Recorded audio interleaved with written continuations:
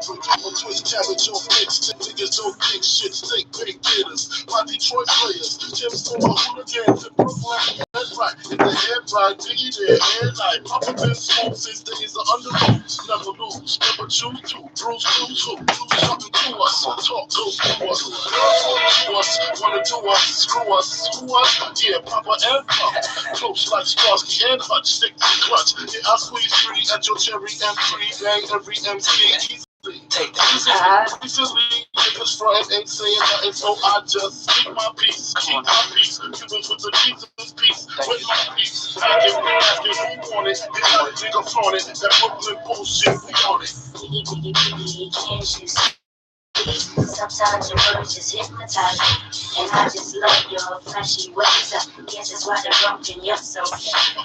Can't you see? Sometimes your words just hypnotize me, and I just love your flashy ways. I guess that's why they're broken up so fast. I put hoes in NY onto DKNY. Miami, DC, prefer Versace.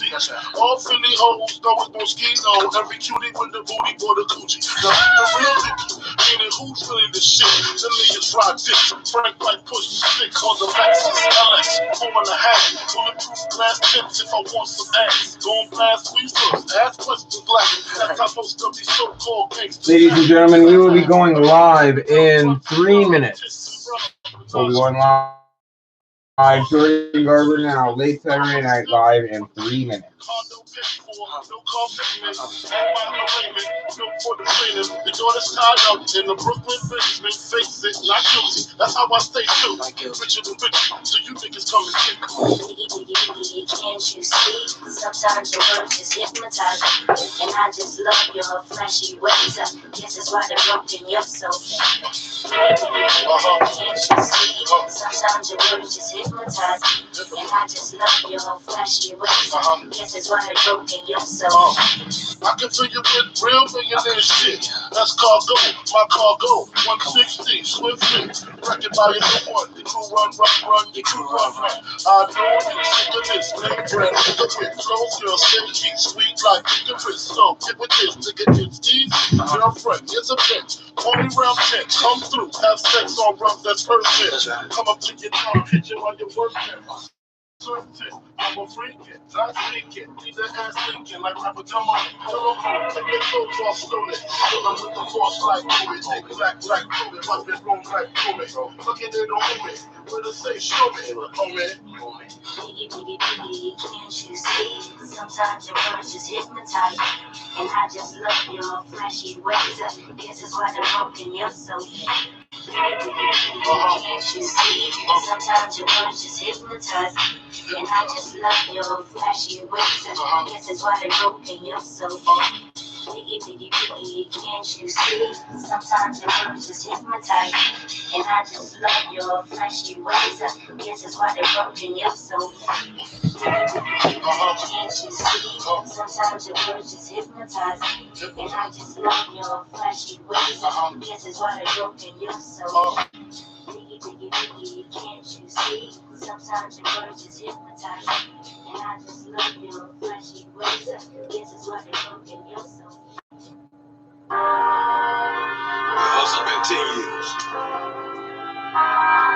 Jordan Garber Now will be live in 2 minutes.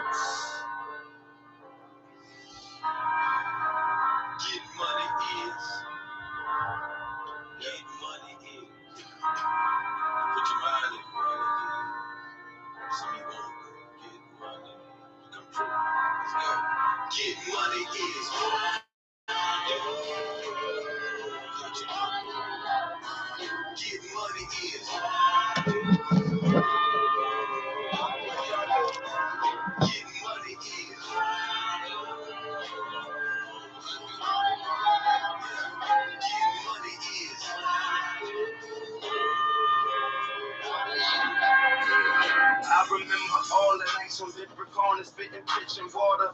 Now I'm richer off the shit I thought of. I'm the home of the richest ballers. I'm Richard Porter mixed with Mr. Porter. This picture all the jicky shit I ordered. I went to France and almost got deported. The fans are screaming when I hit the border. I visit Nice like it's my sister's daughter.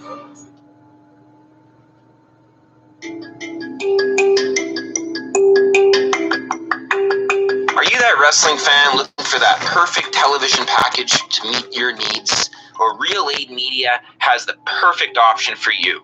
With the Wrestling Box promo, you pay for the box for $199.95. After that, you're only paying $29.95 per month with no contracts and no obligations. Real Aid Media also provides marketing services operating in 5 countries. To book an appointment or to get your wrestling package, go to stevenbenzelock.bookify.com. That's Steven Benzelock at bookify.com. Check it out. Real Aid Media, providing great wrestling content for a cheap price.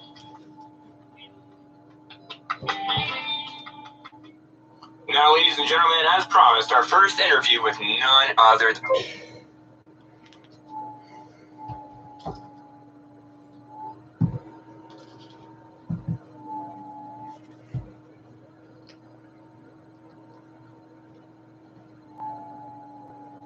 and hottest in the world of pro wrestling?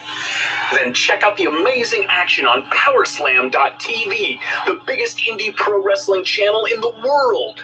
Get over 6,000 hours of the best events from over 150 of your favorite promotions from 20 different countries around the globe. Brands like Progress Wrestling, Evolve Wrestling, Combat Zone, Defy, PCW Ultra, PWX, Over the Top, Shine, and hundreds of others with fresh content added every day for only $5.99 per month. Get your free trial today at Powerslam.tv. You heard the music. Alrighty, ladies and gentlemen, welcome to, there we go, live on all sources here. Liking the look. I know I'm wearing the sleep pants and the suit, getting things rocking here, and it is none other than another edition, or actually the first edition, allow me to correct myself, of Jordan Garber Saturday Night. And boy, I wish I was prepared. My cameras are all, choppy and all everything. It's my first time doing this. So this is something that I need to adjust, and definitely, I'm just going to adjust my camera here, guys. I apologize in advance. I'm just going to adjust that the right way so it's okay. There we go. That's pretty good. Yeah, there we go. So everyone, thanks again for tuning in. I'm live on Facebook. I am live on Twitter. And, of course, I am live on YouTube. I'm going to be playing some interviews that I did on my phone here with 2 great interviews for tonight. One is a blast in the past, a throwback interview with none other than Scott Steiner. And then I have my other interview with none other than Tommy Lee Curtis, who you can hear next Friday night, but you're going to hear him here exclusively tonight on Jordan Garber Now. Excuse me. So it's my first time trying the live YouTube thing. So try saying something in the chat. I'm accepting anybody's comments on Facebook or Twitter or any other form of social media. And we definitely do have a lot to cover in terms of WWE releases, among many others. So on the lineup for tonight is our interview with Tommy Lee Curtis and some WWE releases. I kind of rant a little bit here about waiting forever at Walmart. Something I'm not a big fan of, something I'm definitely going to go into. And empty crowds and current crowds is another big topic I feel that we should have for discussion and for debate here tonight. The goals of the podcast, and obviously my story, how I started out in the wrestling business, and what my goals are in the future as well. I talk about Walmart people as well. I also talk about colleges and universities. I talk about many different topics. It's not just going to be about wrestling today. We're definitely going to add a few more things here right to the table. Because I remember in 2013, I went to a party and everyone said that they love my podcasts, but they want me to try to do something new, which is like a video cast. And I did that with the Daily News Update. And the Daily News Update ended up turning into just a regular news update. And then that ended up just turning into something we do once in a while. So I thought, why not do a show that we can get a lot of, video on and, spread the word of the podcast in the best way possible. So I'm going to go through the first part of these WWE releases here. I'm going to name 10 of them, and I'm going to play our interview with none other than Tommy Lee Curtis. I'm going to name, some of the most shocking in terms of the top 10, as well as some talent that were interviewed by the Jordan Garber Now podcast that have gotten released. The talent interviewed by the Jordan Garber Now podcast that has been released, unfortunately, has been Deonna Purrazzo. Also, Leo Rush was supposed to be on Jordan Garber Now. We're actually talking to him and in the works. Hopefully we can get something going here, as that would be something really cool. But Deonna Purrazzo, Maria Kanellis, Cassius Ono, he was interviewed by Jordan Garber Now in 2014, have been released. And, of course, the first 10 names, like I said, Drake Maverick, Kurt Hawkins, Zack Ryder, Heath Slater, Luke Gallows, Carl Anderson, Rusev, which is a big blow to the company, in my opinion, No Way Jose, Sarah Logan, Mike Kanellis. So that's a lot. That's 40% of a company. So, yeah, that's going to help revenue. But how does that help when you literally have all your best talent and now they're gone? So that's something that, you got to put into consideration and got to, put it in as a factor here. And I don't think that's really that cool, So that's just my opinion on it. And coming up next here in Studio 998, which is this lovely studio here, which you can all see. Studio 998, we have an interview coming up with Tommy Lee Curtis. It should be a great show. Once again, this is Studio 998. Jordan Garber Now is live in. Tommy Lee Curtis is our guest. Should be a great interview. He talks about, growing up in professional wrestling, going for Steel Domain Wrestling, being on the road with Jordan Garber, obviously. That was pretty cool back there in 2015, 2016. And just talks about his career in general and what his goals are. So let's play this interview here with Tommy Lee Curtis here on Jordan Garber Now.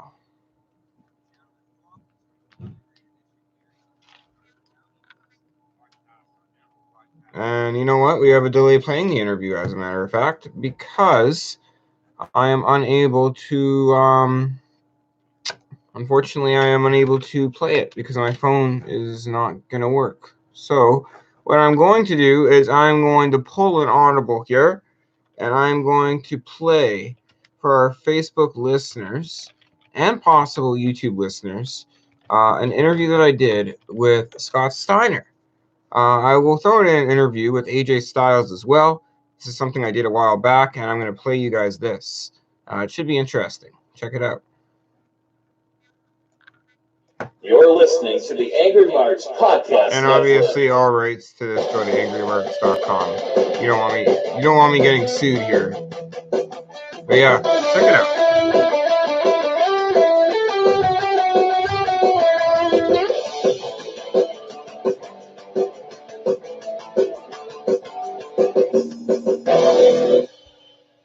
Welcome to Jordan Garber's World here on angrymarks.com. Tonight we have two very special interviews, short but great interviews I've done with none other than the phenomenal AJ Styles and Big Papa Pump Scott Steiner. Both of these men are former world champions. It was a complete honor for me to interview them, and they're some of the biggest interviews I have ever done. Here are the interviews I have done with AJ Styles and Big Papa Pump Scott Steiner. Enjoy.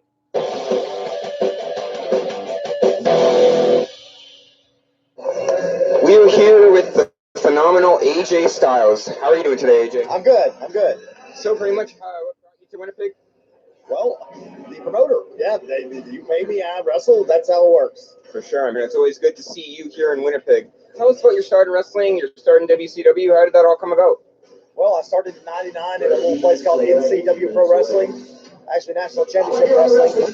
They had a developmental deal with WCW, and that's how I got into WCW. Awesome stuff. Any favorite moments that you had in WCW that you would like to share with us? You know, it was just a huge moment for me being in WCW. So to have one, I can't pick one. And it didn't last very long anyway. You're best known for innovating TNA, being one of the greatest wrestlers in TNA history. Tell us how you got the call to TNA and how that all happened. Well, I was wrestling for World Wrestling All-Stars in Australia along with Jeff Jarrett. Him and I talked. I was literally the first guy that was signed with TNA, and just kind of took off from there. Awesome stuff. In TNA, obviously, like I said, you're one of the greatest wrestlers in the world. I'm getting known for that in TNA. What do you think about TNA's current product right now? Well, you know, it ain't up to me what I think about it. It's up to what the fans think about it. And, you know, I hope them all the best, but I think it was a great decision for me to get out when I did. I'm in New Japan Pro Wrestling, and I can't say enough good things about New Japan right now. You won the IWGP in Japan. Tell us how that happened and how you're enjoying Japan right now. Well, I mean, it was simply going over there and winning their title along with the Bullet Club with, you know, a little help from the Bullet Club. I was able to get the IWGP title and make a run. Awesome stuff. Thank you, AJ. All right.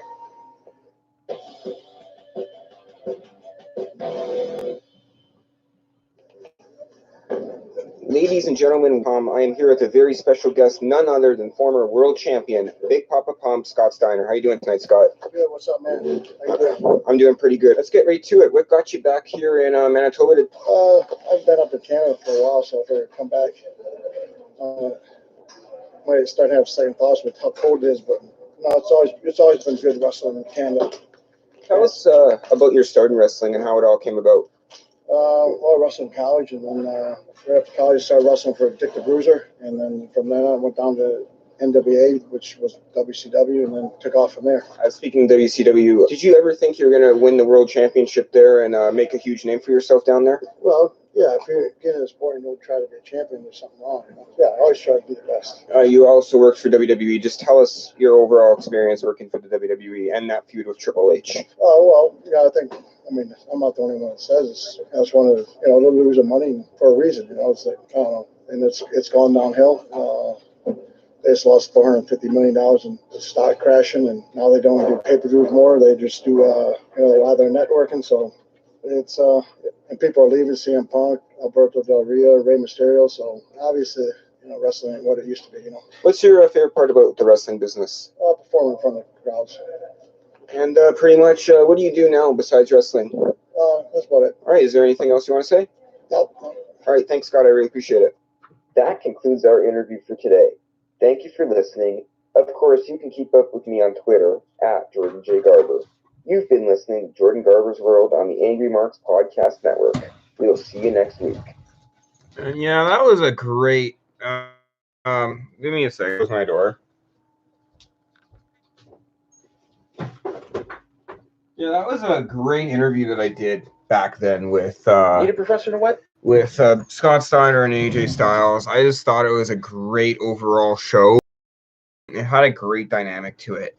And I feel that, you know, I really, you know, dropped the ball when it came to those interviews because I knew for a fact that when I interviewed AJ Styles, I had a big interview right there. And I, instead of just going in the locker room and interviewing him like I did with Kazarian, which is, you know what? That's the interview we'll play later. If I had that same opportunity, I feel like I would have done a lot more with that. And I would have had a lot of a stronger opportunity to have success and to, you know, create a bigger name for myself in terms of interviews.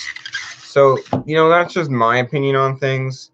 You know, there's many perspectives that people have, but that's just mine personally on that subject. Anyways, Walmart, guys, this coronavirus thing, I understand. Mike Young 204, thanks for tuning in. Former CWE broadcaster, play-by-play announcer. I feel like go to Walmart here this pandemic. It's craziness, man. Like I go in there and I just want to get some cereal and get some lunch meat and get like some stuff to stock up on. And then you see people with like 10 things of toilet paper running around. It's like a zoo. You know, in Winnipeg, we have something called the Assiniboine Park Zoo. And I literally don't know if I'm going to the Assiniboine Park Zoo or if I'm going to Walmart. Like, it's craziness. And people just, like, ram you. Or ram you. It's like safety out the window. They, like, go. You know, when you unleash a stable of horses and they trample on you, that's what it's like going to Walmart right now. It's insane. Not to mention Not to mention, you have these people hoarding toilet paper, lining up the whole store. So you have the pharmacy section on the other part of the store, and then the checkout at the other side of the whole huge store, and it's lined up. And it says people stocking up on meat. Like, don't you realize that when you stock up on meat, it expires? Like, what are you doing? Even if you freeze it. So it beats me. I don't know. I just don't understand it. And we have some comments here on YouTube. Bitch Please 14 says, yeah, Jordan J. Garber. I'm from the heart of downtown. What about you? Well, first off, there's many downtowns you can put into reference. There's not just a downtown Winnipeg. There's a downtown Vancouver, a downtown Toronto. So just specify which downtown.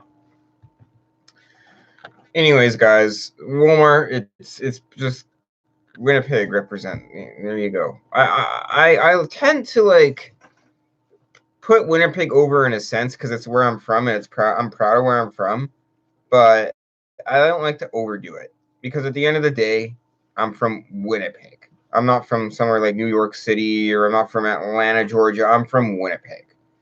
And compared to those cities, Winnipeg, I don't really think matches up to that. I don't know, just my opinion. Anyways, here's a list of some released talent that we're talking about. We already went through the first 10. Like I said, Rusev is the most shocking here. Like why? Like, I get that's a big part of your salary cap, and I know that he was wanting to leave before, but I kind of wish they, man, you should have, negotiated something. Because if you didn't negotiate something, this is what it results to. If you would have, you would have got yourself maybe a future world champion. So that sucks to see Rusev. That was the big blowout of the first 10 I mentioned earlier here in the program. But Maria Kanellis, who I interviewed in 2015, sucks to see her go. And Aiden English, EC3, who refused a podcast interview recently, then went on Twitter saying he accepts none of them. So he stands clear on his sites there. Yeah, I don't think he wants $50 for a podcast interview. I think he wants more than that. Don't blame the guy. Leo Rush, which, like I said, was supposed to be on the program, was supposed to be a possible interview, but he got signed by WWE right in time of the announcement of the interview. Eric Young, Primo Colon, Epico Colon, Eric Rowan, former interviewee Deanna Perrazzo, Alexander Jaskic, MJ Jenkins, Dorian Mack, Cassius Ono, Tainara Conti, Dan Matha, Nick O'Garelli, Caesar Bononi, Mars Wynn, Tino Sabatelli, which I was a big fan of. I like Tino Sabatelli. That guy, in my opinion, personally, he had it all. He personally, had it all. And I feel like Tino Sabatelli, you kind of seen the release coming, but I could see him, if he really pursued wrestling, we could see him in AEW. And hopefully that is the case. Fasil, Kurdi, Hussein Aldagal, Mohammed Fayum, those are some of the Saudi Arabia recruits and India recruits. Marcos Gomes, Edgar Lopez, and Yi Fing. And Mike Chioda, referee, one of my favorite referees. Sucks to see him go. He's been with the company since the early 90s. And then some performance center coaches. Serena Deeb, who had a run in the company as well, and the Straight Edge Society is gone. Kendo Cashin is gone. Ace Steel is gone. And another shocking one, producer Kurt Angle done at the company as well. Lance Storm, IRS, Mike Rotunda, Sarah Stock, who actually competed on the Northern Death Tour, Listenberger writer, Jerry Soto, who's a Spanish language announcer, and Josiah Williams, NXT ring announcer. This sucks because, this is a living to some people. This is their job. This is their career. This is what they put their money and this is what they put their dreams and goals into. So to see all of this happen to them, it sucks. It's a very unfortunate blow. And it's, you expect to see releases this time of year. It happens every year, but not 40% of the company. That's just insanity. 40% of the company released by WWE. It's just unbelievable how things can develop and how things can turn out, and it's just like, how do you recover from something like that? You know, there's going to be a lot less now. The talent that is with the company, it's going to be harder on them because there's going to be more work for them to do. So let's just see what happens here, for sure. And we appreciate your comments as well. Don't be afraid to speak your mind here on Twitter, Facebook, YouTube. Any of those three, we appreciate your comments and your support. With empty crowds right now, with watching the current WWE product now, I feel like it's not the same. John Timothy asks, how many will be fired and rehired once things pick up again? I say out of those 40%, not all of them will be rehired, obviously, but I'm going to have to estimate that, let's say 50% gets hired back. I say that half of those people are going to get hired back one day down the road within a year after this pandemic happened. Obviously, things are going to recover, but right now, what we did is the world unboxed a 5,000 piece puzzle, and the pieces are all over the place. So it's just one of those things where, like, what do you do? So, like, with all those releases and everything, 40% of the company is gone. But when the pandemic is over, like, literally half of that 40% is going to go back. And they're going to be rehired within the year. Because you can't have a company with little people. That's just so much work for your current product. Alyssa, thanks for tuning in. So unfortunately, I can't play the Tommy Lee Curtis interview because of my phone audio. You guys aren't going to be able to hear shit all. So I'm not going to play that, but I'm going to play an interview with Kazarian. It's going to be later. But empty crowds, I was just going to say that comment right now before I got John's comment there on Facebook. Empty crowds, you just don't feel the energy. It's harder for wrestlers now because your job as a wrestler is to feed the crowd. You're trained to work in front of a crowd and perform in front of a crowd and get a reaction from the crowd. It's a main component of energy, which is a main component of the match that you have. So without a crowd, that takes away a very big piece of magic in your story. You could still tell one, but it makes it a lot harder. K_Man City, thanks for tuning in on Twitter. So I love it that they're still currently doing wrestling right now and having a current product. But, maybe you should consider, having wrestling take a break right now and having WWE take a break right now. Especially if 40% of your company's gone, not everyone's going to want to be overworked like that. So, safety first, but I think if they're following precautions, then it's great that they're doing that. But they have to have everything under control. So, yeah, just a lot to go through, a lot to go over, and a lot of talent, unfortunately, gone who are having trouble now feeding their families. So it's just something that's really unfortunate. Jordan Lilly comments, real talk. I'm cute. Thank you very much. I appreciate the comment there and the support. And obviously, you tune in each and every show and troll with comments. So enjoy. Thank you. So what are some more things here that we can discuss? We discussed Walmart. We discussed the empty arenas and the empty crowds, which kind of makes sense for us to transition into the current COVID situation. Let's kind of go away from wrestling for a moment and just look about how this virus has affected our lives. I've complained and I've been guilty for that. But I feel that, it's important to talk about what you're going through. And it's important to go through, just a virus and a pandemic like this together.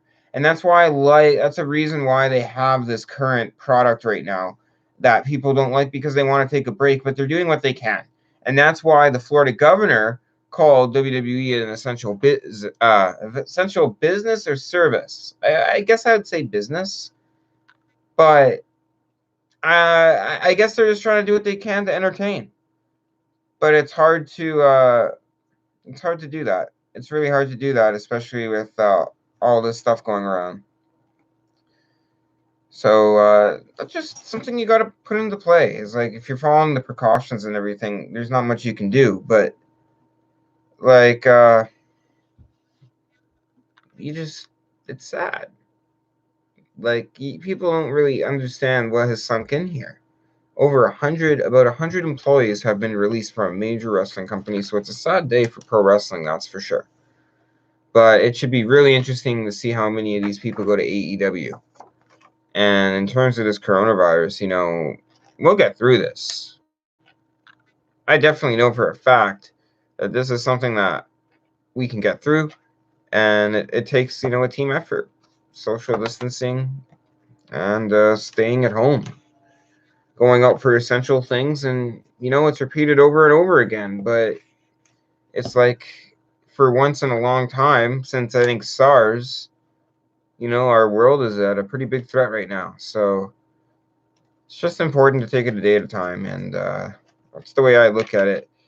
Anyone who has a family that's being affected by something like this, my prayers and thoughts go out to you, because this is something that's just,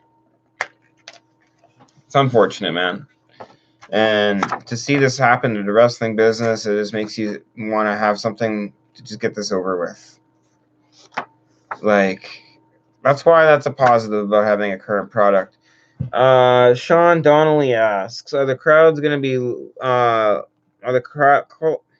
geez, I can't talk today. Are the crowds going to be liver than ever? When's that allowed again? I think he's asking, when are the crowds? I can't say crowds today. When are the crowds going to be live again? He asks. I think that's going to be within December, I'm thinking. For something that goes around for such a long time, a virus like this that spreads from country to country is not something that's just going to end in a snap. It's just not possible.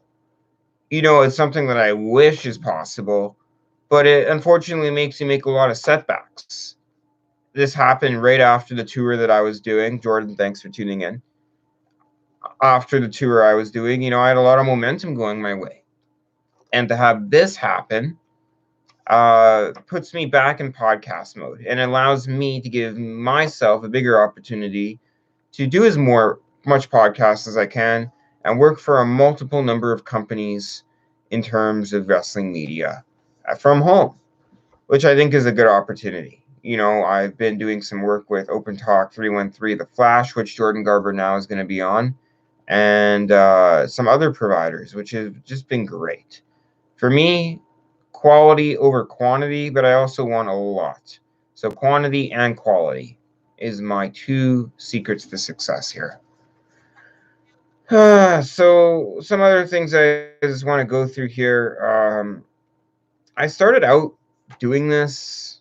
Man, I've been a referee. I've wrestled a few matches. I've been a podcaster on and off for about 10 years now.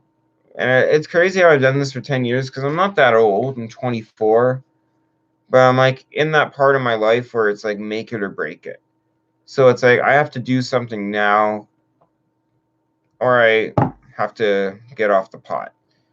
So, that's what I'm trying to do. And, with the setback, hopefully I can recover in a media perspective and gain myself an opportunity and yet again another big break.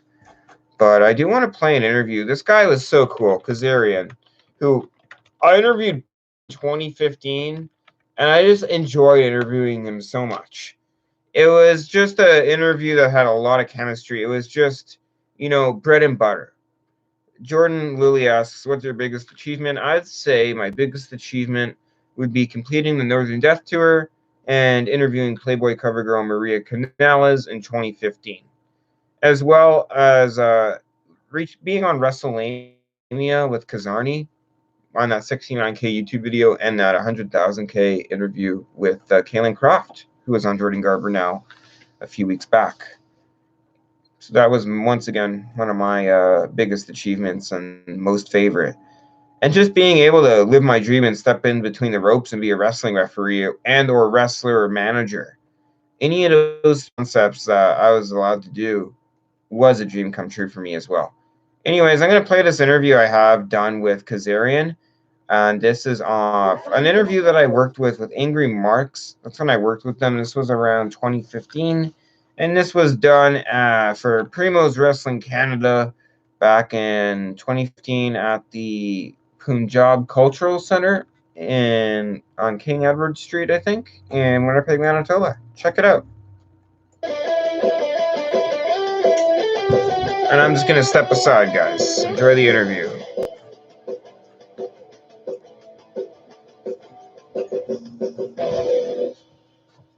Welcome to Jordan Garber's World here on AngryMarks.com. You're about to listen to an interview I did with former TNA X Division champion Kazarian. Kazarian wrestled for Primo's Wrestling here on January 31st, 2015 in Winnipeg, Manitoba. And now you're about to listen to my interview with Kazarian.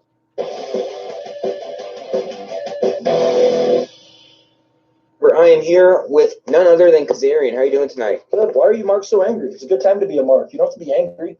Good wrestling, New Japan, WWE, NXT, Primos, Lucha Underground, Ring of Honor, all these good wrestling. Stop being so angry, Marks. Well, that's what it's called, though. It's called Angry Mark. Stop being angry. God. Come on, there's a lot of good wrestling out there. Let's be happy Marks. Can we switch the URL to Happy Marks? I will actually send that to my producer. We may change it to HappyMarks.com. So tell us about starting out in the business. How did it all come about? I think like everybody else, I was obviously a diehard fan. Wrestling caught my interest when I was about 7 years old after seeing Rocky III and seeing Hulk Hogan. And then immediately after that, going and renting the videotape of WrestleMania 1. How archaic is that videotape? And then seeing that, and the first match was Tito Santana, and I was just hooked, just enamored with this. And from then on, my life revolved around wrestling. Toys, action figures, video games, tapes, watched it. I primarily in California got WWF, so that's what I grew up watching. Reading all the magazines and reading about NWA and AWA and Crockett stuff in Mid-South. So obviously I knew who everybody was, but the only guys I saw on TV was WWF guys. And just made a decision when I was a kid, like, this is what I want to do. I want to be a wrestler. When we're kids, we dream big. I just really never grew out of it, man. Like, after high school, all my buddies and friends were going to college and joining the military, and back in my mind, I really want to be a wrestler. I'm really small at the time, but, I got a job, saved up some money, tried to put on a little bit of size, got myself in shape. Back then, internet was still fairly new, so I would just research schools and send away for books and talk to people and met legends such as Bret Hart and different people, and decided Killer Kowalski School was the place for me to go. And what's some of the most valuable things that you learned from that school, since he's such a great legend in this business? Well, first of all, I wouldn't be talking to you right now if it wasn't for him. I owe my whole career to him. The reason I went to that school, which was in Massachusetts, and I lived in California at the time, because I wanted to be trained by the best, and I wanted to be trained by a legend. And Killer Kowalski's name is, I don't want to say it's a household name, but it's synonymous with pro wrestling. So getting there, and I was fortunate enough to get a lot of the in-ring training. Killer was Walter, this is his real name. He was up in his 70s at that time, but he was still getting in the ring. He was very, very generous to me.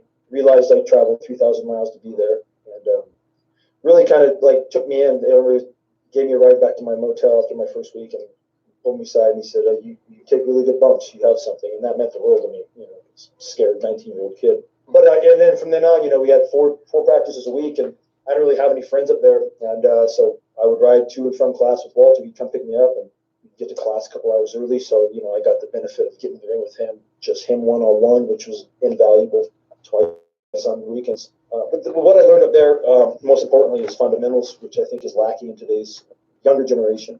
There's still some guys teaching really good fundamentals, guys like Lance Storm and Dudleys, and just repetition, and just learning the fundamentals and how to work before learning how to do flashy moves and all that. Just learning the fundamentals of the business is invaluable. Tell us about coming to TNA. How did you get the call, and how did you become such a big name there? Before becoming a big name there, how did it all begin for you? Well, I was on an overseas tour in Europe. I was working for 01 in Japan at the time, and I did a tour with them. And right after that, I had a 2 or 3 week tour in Europe. And it was put on by this promotion called WWA, ran by Andrew McManus. And Scott D'Amore was like one of the agents there. He was working for TNA at the time. And Jeremy Barash and Jeff Jarrett came in, and Disco Inferno, and all those guys were TNA. And this is when TNA was in its beginning stages. So we did the tour, and they all kind of I was, oh, how long you been working? And had that talk, and I'd known Scott Moore a little bit before that, and just the first time that those guys saw me work. So after that tour ended, about a month later, I got a call asking if I wanted to come in from Scott Moore, asking if I wanted to come to TNA for a tryout.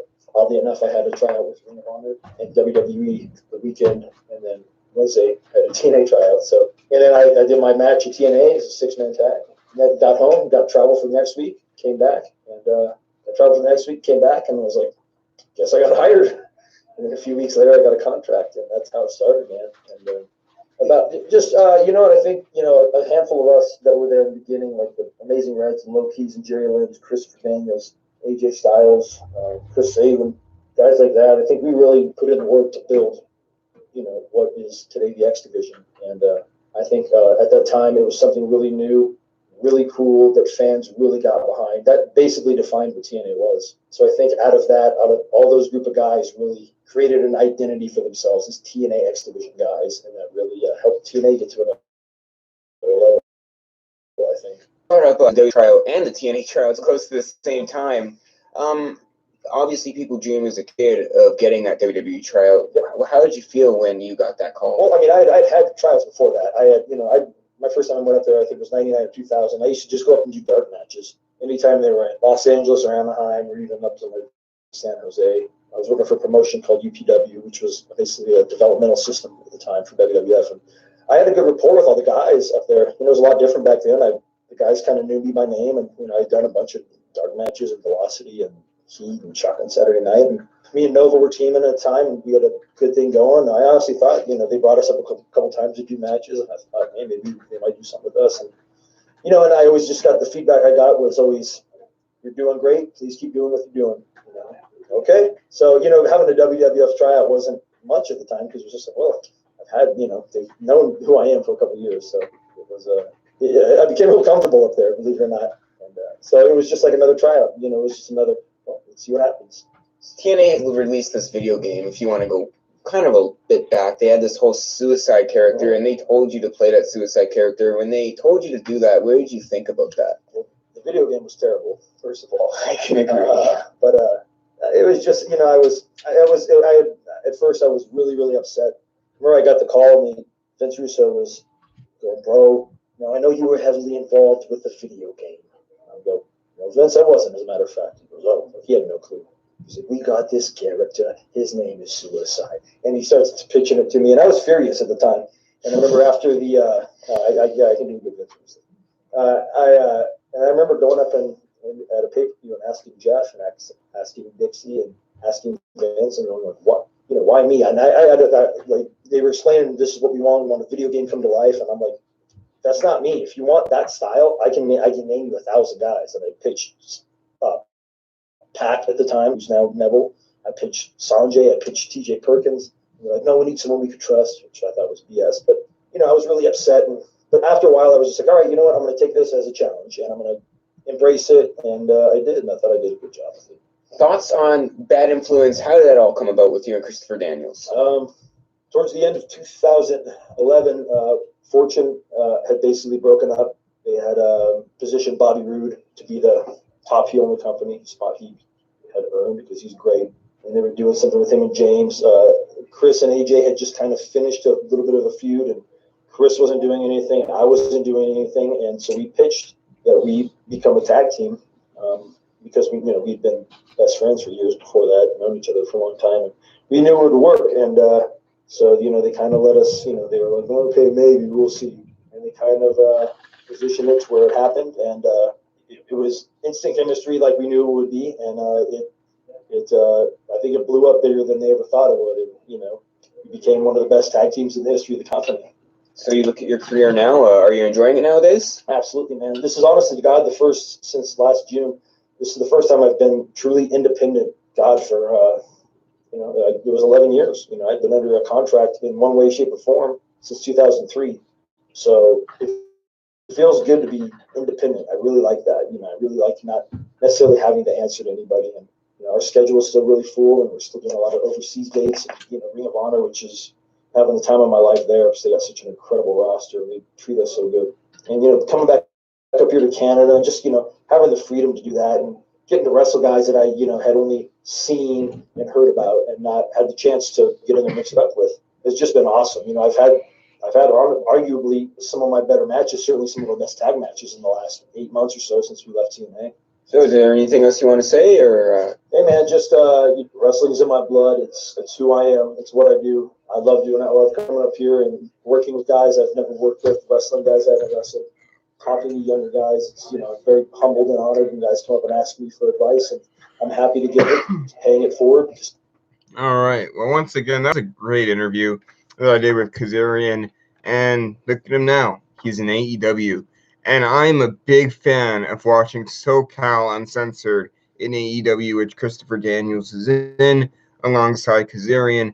And I already said Kazarian. Kazarian, Scorpio Sky, and Christopher Daniels, sorry. And I swear it's not coronavirus I'm just coughing from that cigarette. That magical cigarette. Holy crap. It's crazy intense. Anyways, so AEW, SoCal Uncensored, great to have them in the company. And every match they had has been like a classic that I'm going to love watching 10 years from now. So you got to give credit where credit is due, that's for sure. Once again, be sure to follow the show on Twitter at Jordan Garber Now and at Jordan J. Garber. And of course, like our Facebook page, Jordan Garber Now. I'm going to try one of these again next week, next Saturday. I'm going to try to get someone live on the line with us so he can discuss his perspectives of the wrestling business. In the meantime, the next Jordan Garber Now is this Friday at 10:30 p.m. Central Standard Time. Sorry, I am wrong. This next Friday at 5 Standard Time, next Friday, 5 p.m. CST on Apple Podcasts, Google Podcasts, and Spotify. For checking out Jordan Garber Saturday Night News Update, and you guys have yourselves a great rest of your night, and please stay safe out there.